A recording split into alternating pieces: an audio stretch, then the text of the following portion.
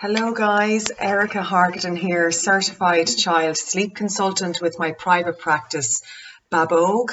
I'm the creator of the Sleep Series, which is a video-based online sleep program that you can use to help you on your sleep journey with your little ones.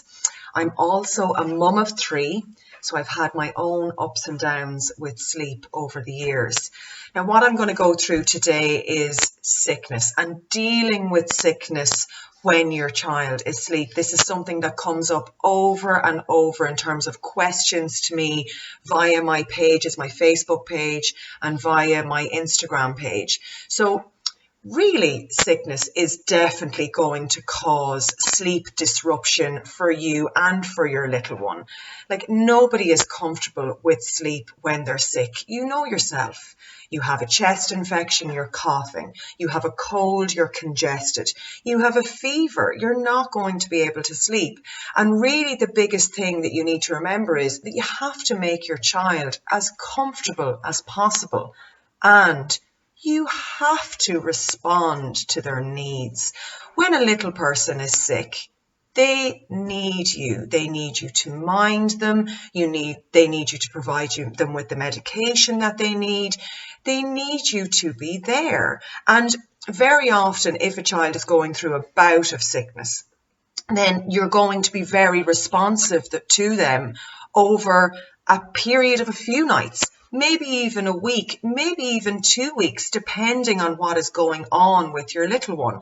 And that really can create issues then when your child is well again. Perhaps their expectation around sleep has changed during the time frame that they have been sick, and you've maybe changed what you're doing around their sleep in response to that.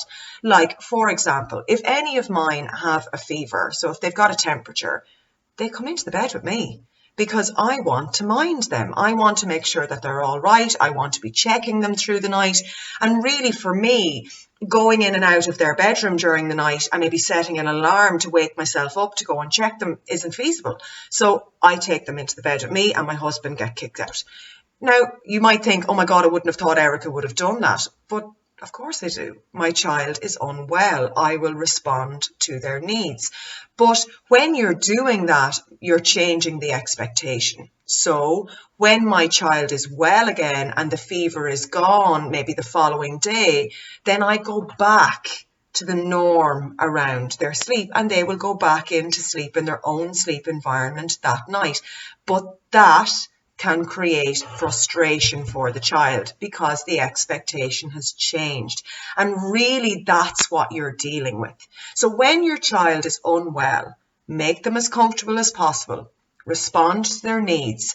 And if new habits form, like taking them into the bed, or maybe giving them a bottle that when you've not been giving them a bottle, or maybe going back to a breastfeed when breastfeeding has maybe reduced or has stopped completely, then going back to the norm is what you should focus in on once your child is well again, okay? Now, there is very often situations with children where they will get one thing after another after another.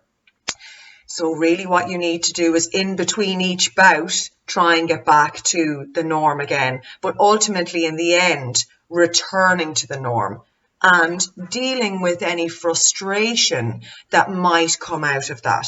And that can be very, very hard with the follow through and the consistency that you might need to put in place in order to revert back to your status quo around sleep again.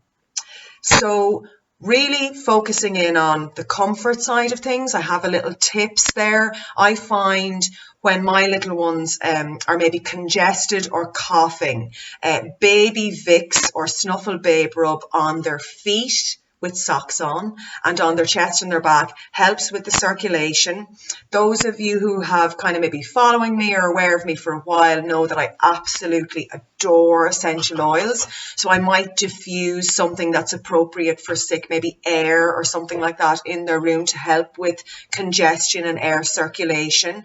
And I will also provide Calpol, Nurofen, whatever is appropriate. Now remember that Nurofen can aggravate coughs and it can aggravate asthmatic symptoms, in children. And also don't give Nurofen if your child has chickenpox. Google that. It's proven to aggravate it. But like making sure they're as comfortable as possible. And when you go to bed at night yourself, if your child's unwell, be prepared. Bring your Calpol and Nurofen upstairs or near their sleep environment. Have your thermometer to hand. Don't be flapping about in the middle of the night trying to find these things.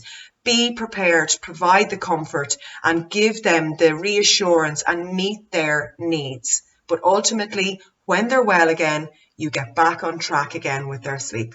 I hope you found that useful. Watch out for my sleep tips every Tuesday, and every week I will cover a new topic via IGTV and on my grid. Thanks a million.